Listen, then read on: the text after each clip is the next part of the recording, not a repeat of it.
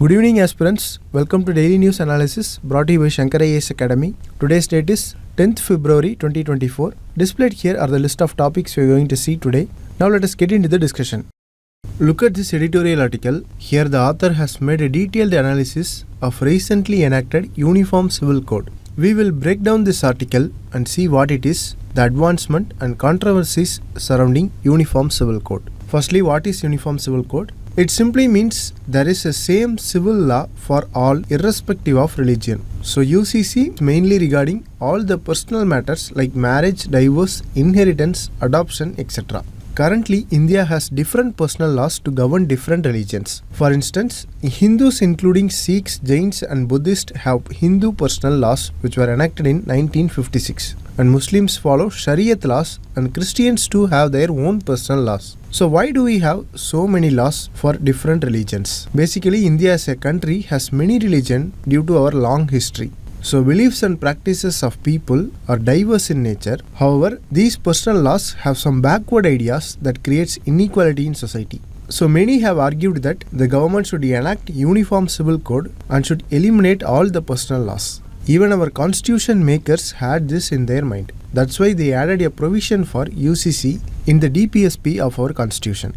Note that Article 44 of DPSP requires the state to strive for Uniform Civil Code throughout India. Firstly, we shall see the advantages of UCC. It promotes the national unity by applying the same set of civil laws to all citizens. So this will help reduce the religious and social divisions in the country. Secondly, it has a great potential for enhancing gender equality because most of the personal laws often discriminate women. As we have seen earlier, UCC could ensure both women and men enjoying the same rights irrespective of religion. So thereby UCC promotes gender justice. Thirdly, UCC will simplify the laws and make the legal system more efficient and easier to administer. So the simplification helps the citizens easily understand their rights and obligations under a single unified code of law. Fourthly, it ensures that the laws governing the citizen's life are secure and separates the religion from legal and governmental matters. Then it also helps in modernizing the outdated laws which are not in tune with the current social norms. Finally, it ensures uniformity in the country which is beneficial for matters like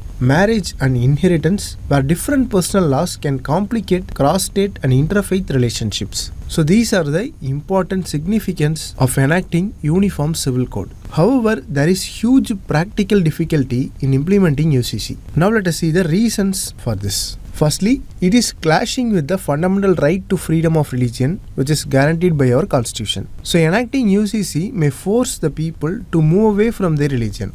It might also undermine the India's rich diversity by imposing the majority's cultural norms on minorities. Additionally, the patriarchal mindset of people poses a challenge for implementing laws that aim for gender equality.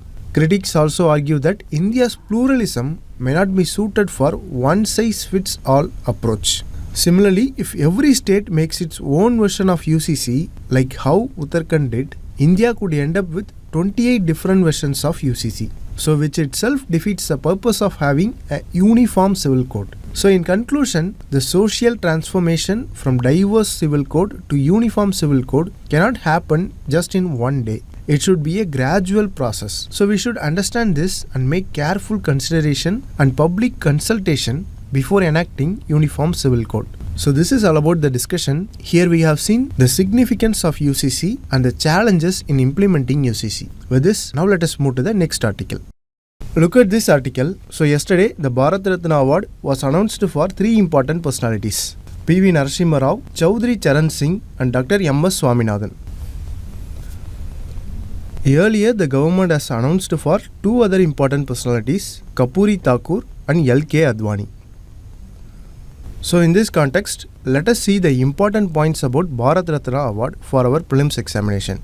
See, Bharat Ratna is the highest award given in India. It is given for excellent work done in the areas of art, literature, science and public service. The recommendations of Bharat Ratna are made by Prime Minister to the President. This award was started on January 2, 1954 by Dr. Rajendra Prasad, who was the first President of India. At first, people could not get this award after the death, but that tradition changed in 1966. So let us see some important facts about Bharat Ratna Award. The first award was given to Sarvapalli Radhakrishnan, C.V. Raman and Rajagopalachari in 1954. Also know that Sachin Tendulkar was the youngest and first sports player to get this award. Over time, the rules changed so anyone including foreigners can get this award. And this year, a new record was set with 5 awardees, the highest number in a single year. Out of 5, the 4 awards were given posthumously. Now let us see about the awardees for this year. First is Mr. Narasimha Rao. He was the first Prime Minister from South India and served as 9th Prime Minister from 1991 to 1996. He was also the first Congress leader outside the Gandhi-Nehru family to complete 5 full years. He is known for introducing various liberal reforms to Indian economy. It was only with the help of Narasimha Rao, Mr. Manmohan Singh launched the India's globalization. Next is Kapuri Thakur. He is the 11th Chief Minister of Bihar and he served 2 terms as Chief Minister of Bihar from 1970 to 1971 and from 1977 to 1979. He instituted the reservation policy for state government jobs, which is an important step towards socio-economic equality. Next is L.K. Advani. He served as the Deputy Prime Minister of India from 2002 to 2004. He played a pivotal role in Ram Janmabhoomi movement and he advocated for the construction of Ram Temple in Ayodhya. Advani is the longest serving leader of opposition in lower house of parliament. Next is Charan Singh. Charan Singh was the 5th Prime Minister of India and was a champion of farmers' rights. As a prominent political figure, he focused on agrarian reforms and implemented policies to address the concerns regarding agricultural community. Next is M.S. Swaminathan. He is regarded as the father of Green Revolution in India and he served as Director General of Indian Council of Agricultural Research (ICAR) and he played a pivotal role in revolutionizing Indian agriculture. So these are the 5 personalities who will be awarded Bharat Ratna this year. So in this discussion, we have seen the important facts about Bharat Ratna Award and the awardees for this year. With this, let us move on to the next article. Look at this article. The BJP party received 1,294 crores through electoral bonds in 2023, which is nearly 54% of total income of that party during the year. The article also says that it was 7 times higher than that of the main rival parties.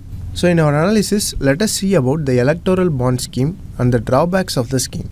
See, electoral bonds are instruments or securities used to donate funds to political parties. It was introduced in 2018. Know that the scheme was introduced as a part of Finance Bill 2017. So the major aim of the scheme is to cleanse the political funding in India. Now let us see the important provisions of the scheme. First of all, they are financial instruments in the nature of promissory note, that is P note. They will resemble a bank note but with no interest and it is payable to the bearer on demand. So they are purchased by a person who is a citizen of India or entity which is established in India. Moreover, denominations of electoral bonds are in multiples of 1,000, 10,000, 1 lakh, 10 lakh and 1 crores. So these are the denominations of electoral bonds which is available. And lastly, we should know that they can be obtained from authorized branches of State Bank of India. Now let us see the process of purchasing electoral bonds. See, the purchaser can buy an electoral bond after fulfilling the KYC norms, and remember, no cash payment is allowed to buy the bond. Moreover, the bond will not carry the name of buyer. So now a question arises whether a person can donate the electoral bonds to any political party. No, they can be given only to the political party which satisfy the following conditions. The party should be registered under Section 29A of Representation of People Act 1951. The party should secure not less than 1% of votes in the last general election to Lok Sabha or Legislative Assembly. So only a party which satisfies these 2 conditions can receive the electoral bonds. So after receiving the electoral bonds, the political party should redeem it within 15 days. So this is the basics of electoral bond scheme. Now let us see the issues in the scheme. See, firstly, the issue is with anonymity and lack of transparency. See, the donors can purchase these bonds without their identities being disclosed to public. So this lack of transparency can raise concerns about the source of political funding and it can potentially allow for black money to enter into politics. Since there is lack of anonymity, and we doesn't know who gives the bonds to political party. Secondly, there is a lack of accountability. See, the scheme does not require political parties to disclose the identity of donors, so it would make it difficult to track whether the money is coming from a corrupted and unethical practices. Thirdly, the issue is regarding the influence of corporations. See, many argue that electoral bond scheme may enable corporations and wealthy individuals to influence the political party through electoral bond scheme. Fourthly, it can lead to inequality in political funding. See, the small and regional parties have limited access to electoral bonds. So this can lead to unequal distribution of funds and create disparities between big national parties and smaller parties. Finally, the scheme will impact the electoral integrity. As we already saw, there is a lack of transparency in the process. So this will impact the integrity of electoral process. The citizens will completely kept in dark without any knowledge about the funding to political parties. Because when they vote for a party, they don't know who funded the party. And moreover, this can erode the public trust in political system. So these are the important issues regarding electoral bond scheme. So in this discussion, we have seen the basics of electoral bond scheme and the important issues regarding the scheme. With this, now let us move to the next article discussion. Now look at this article from Indian Express newspaper. During the interim budget address, the finance minister announced 1 lakh crore fund which will be used for offering long-term zero-interest loans for research and development initiatives. She also said that the government will introduce a new program to enhance deep tech capabilities in defense. So this is a broader policy to support deep tech startups across various sectors, and it will be expected to be implemented this year. So in this context, let us know the significance of deep tech. Firstly, what is deep tech? See, deep tech or deep technology refers to those startups whose business model is based on high-tech innovation in engineering or scientific advances. So deep tech fields like artificial intelligence, advanced materials, blockchain, biotechnology, robotics, drones, quantum computing, etc. So these are moving more and more quickly from early research to market applications. Now, why deep tech is important? Firstly, it helps to address global challenges. Deep tech will play a crucial role in addressing global challenges like climate change, hunger, epidemics, energy access, mobility, and cyber security. Secondly, the deep tech will help in economic growth and competitiveness. So countries and companies that lead in deep tech innovation can gain competitive edge in global marketplace. Then the deep tech will also help in disaster management. So the deep tech solutions contribute to disaster preparedness and response efforts. For example, AI powered models can forecast natural disasters like hurricanes and earthquakes. Lastly, deep tech will enhance the scientific advancement. The deep tech encompasses cutting-edge scientific research and technological development in fields such as artificial intelligence, biotechnology, quantum computing, etc. And these advances will push the boundaries of human knowledge and understanding, which will benefit the society as a whole. So these are the important reasons why deep tech technology is the future of human society. Now let us see the steps taken by Indian government to improve the deep tech ecosystem in India. The government has been promoting research and innovation in transformative technology areas like mobility, battery storage, and quantum technology. The initiatives like National Mission on Transformative Mobility and Battery Storage, National Quantum Mission are examples of these efforts. So the government has created National Deep Tech Startup Policy, which is currently awaiting for approval. The National Research Foundation (NRF) has been established, and it aims to cultivate synergies between different sectors for research advancement. So these are the important steps by Indian government. Now, what are the challenges faced by deep tech startups in India? So the high risk in addition to long-term return on investment makes less attractive for traditional investors who prefer low risk and short-term return on investments. Then there is scarcity of specialized talent. See, deep tech projects need highly skilled and experienced researchers and engineers, but they are short in supply and demand. Next is there is insufficient research funding in India. The inadequate research funding in India persists despite a target of 2% in GDP allocation. Finally, there is a lack of market readiness. The deep tech projects may face regulatory, ethical, social, and environmental barriers that limit their adaptation and scalability. So they also need to educate and convince potential customers and stakeholders about the feasibility of deep tech, which can be complex and unfamiliar. So these are the important challenges for deep tech startups in India. So in this discussion, we have seen the important points about deep tech, why it is important, that means what are the significance of deep tech and what are the steps taken by government, and finally the challenges regarding the deep tech startups. Now we have come to the prelims practice question discussion. Look at the first question. Which of the following statements about UCC in India are correct? Article 44 of DPSP mentions about UCC. Yes, obviously this is a correct statement. UCC aims to replace personal laws, common set of laws for every citizen. Yes, this statement is also correct. Uttar Pradesh is the first state in India to enact UCC. This statement is incorrect because Goa is the first state to have UCC. So the correct answer is option A, 1 and 2 only.